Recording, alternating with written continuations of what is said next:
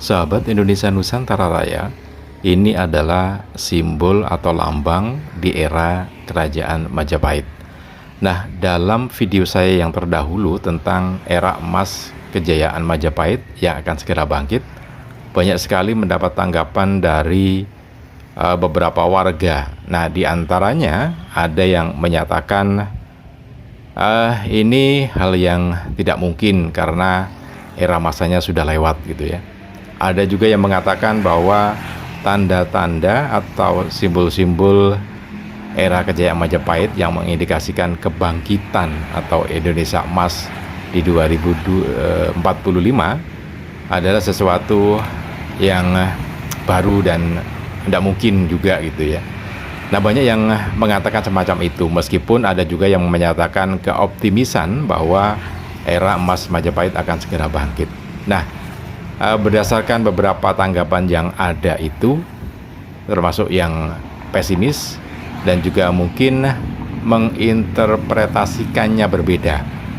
Kita akan reaction terhadap video kita yang terdahulu ya. Nah, video kita yang terdahulu tentang era emas Kerajaan Majapahit yang akan segera bangkit, ini ada di atas sini ya. Silahkan klik kalau Anda ingin melihatnya. Tetapi kali ini kita akan mereaction video itu.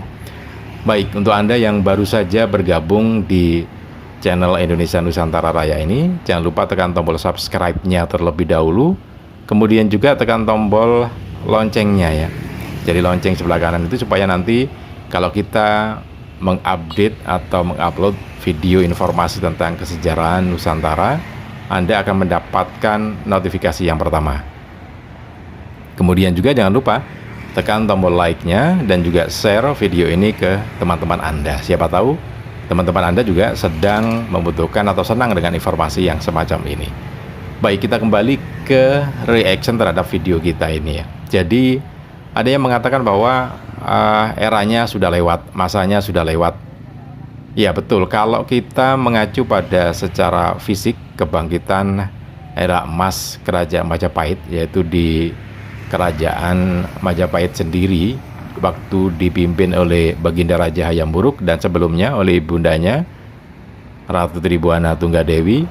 Kemudian kita menginterpretasi secara langsung, secara letterlek itu bahwa akan muncul Kerajaan Majapahit di Trowulan, di tempatnya sana atau di Mojokerto. Ya, sesuatu yang bisa dikatakan tidak mungkin, meskipun bisa saja kalau misalkan seperti Uni Soviet gitu ya, kerajaannya atau ya negaranya pecah mau jadi kerajaan kecil-kecil lagi gitu ya, ya bisa saja terjadi. Tapi tentu itu yang bukan kita inginkan, tetapi adalah kebangkitan secara visi gitu ya. Jadi bukan secara kasat mata kemudian muncul kerajaannya di, ya tidak seperti itu. Karena realitas yang ada sekarang ini, Nusantara ini adalah menjadi Indonesia itu ya, karena di tahun 1945 kerajaan-kerajaan yang ada di seluruh Nusantara ini bersatu kemudian membuat atau membentuk negara baru, yaitu Republik Indonesia, negara kesatuan.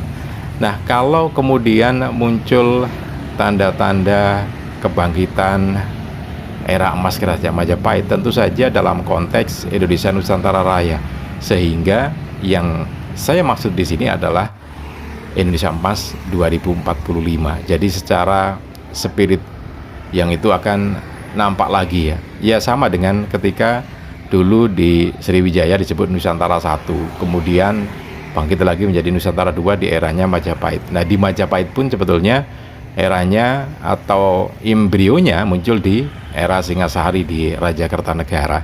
Semacam itu. Sehingga menyesuaikan dengan kondisinya yang ada sekarang ini, apa yang sedang terjadi. Nah, jadi yang dimaksud dengan era emas Kerajaan Majapahit yang akan muncul lagi di 2045 adalah dalam konteks Indonesia Nusantara Raya ya. Nah, kenapa seperti itu ya? Karena tanda-tandanya hampir sama. Jadi indikasinya itu muncul hampir sama. Misalkan kalau di era emas Kerajaan Majapahit di tahun 1350 sampai 1380 itu kan diawali di era Baginda Ratu Tribuana Tunggadewi pada tahun 1320 sampai 1350-an ya, sehingga ada masa persiapan itu.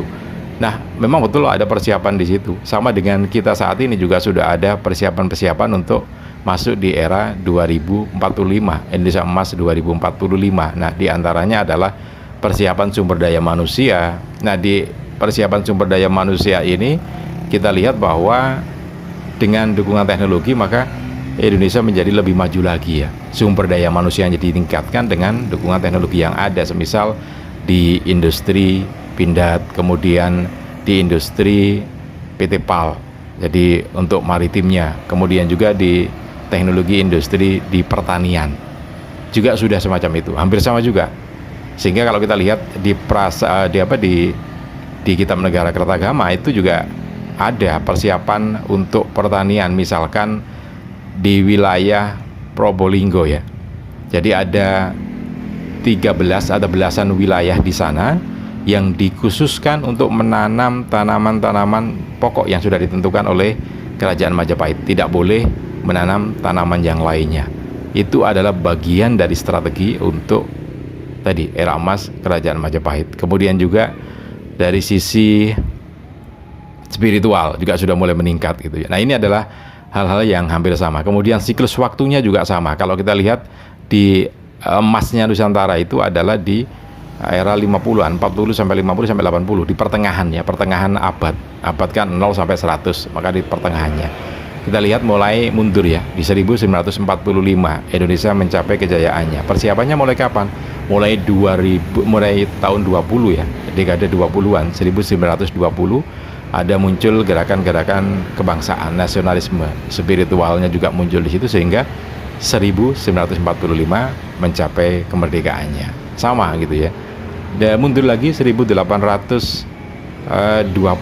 Jadi 1820, 25, 30 ada pergerakan Pangeran Diponegoro dan juga pergerakan yang lainnya untuk mencapai kemerdekaan itu. Tetapi memang yang mencapai era kejayaannya di Nusantara pada tahun 1840 itu adalah ekonomi, sehingga munculnya ekonomi tebu itu tadi ya. Ekonominya meningkat, meskipun dalam catatan bahwa itu adalah Nusantara secara keseluruhan, bukan rakyatnya gitu kan ya. Nah, ini adalah beberapa siklusnya. Oke, itu yang tanggapan pertama tentang konteksnya. Jadi Indonesia Emas atau Majapahit era emas yang akan bangkit adalah dalam konteks Indonesia Emas 2045 saat ini gitu ya. Nah, kemudian ada yang juga nyinyir ini kan bangunan baru, tanda-tanda yang kita sebutkan adalah suatu yang baru. Iya, itu adalah bangunan yang baru dan hasil karya manusia. Tidak mungkin akan muncul dengan sendirinya sudah di dalam tanah kemudian mencuat bangunan baru gitu ya, nggak ada gitu. Seperti dalam Aladin gitu, enggak seperti itu. Tetapi sebuah bangunan itulah hasil karya dari manusia, cipta rasa dan karsa menjadi karya gitu ya, manusia itu sendiri. Nah, munculnya simbol-simbol era kejayaan Majapahit, era emas kejayaan Majapahit itu di sekitar wilayah Majapahit, Mojokerto pada khususnya, itu tentu saja hasil cipta karya karsa manusia itu. Nah, tapi itu kan menunjukkan bahwa ada pergolakan di dalam batin setiap orang. Apalagi ini muncul secara struktural dan juga muncul secara individual. Secara struktural munculnya adalah di inisiasi mereka atau pejabat-pejabat negara yang ada di wilayah Majapahit di Mojokerto di Jawa Timur ya. Nah, itu kan tentu saja dari hati para pemimpin, dari psikologi para pemimpin yang ingin membangkitkan kejayaan negara, bangsa gitu ya. Sehingga muncul simbol-simbol terlebih dahulu. Ya tentu saja tidak akan langsung jaya gitu ya, ada prosesnya. Nah, itu pun secara struktural maupun individual menjadi satu yang sangat bagus gitu ya.